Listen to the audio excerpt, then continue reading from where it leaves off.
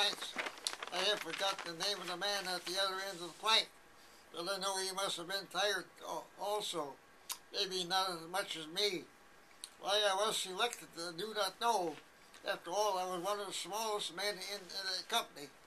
That was the hardest work I've ever done during my 94 years of life.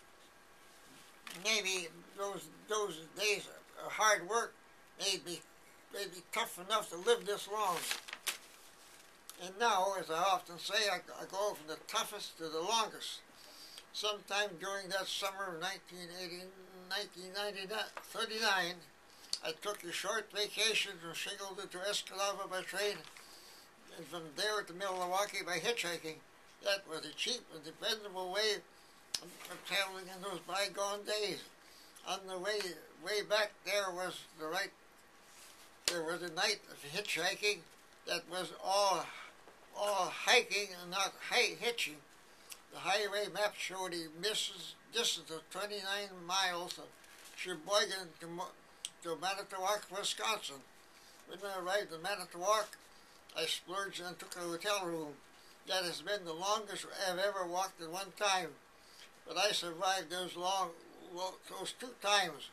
They gave me something to brag about to the younger generation. There was a 17-year-old, really a boy, going into the army like the Salvation Army. But he enrolled in the CCCs for at least a 6-month period. He was a good boy, not tough enough, at least.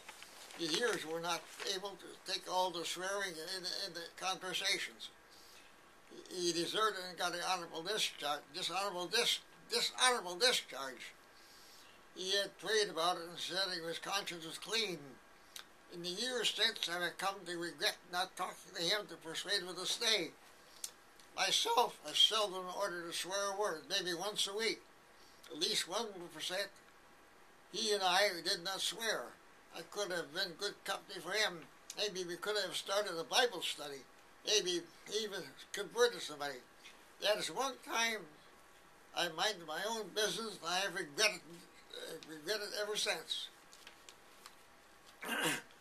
On one Sunday in December, my last month of being a CC boy, I followed my favorite pastime, which was wandering through the woods, usually alone.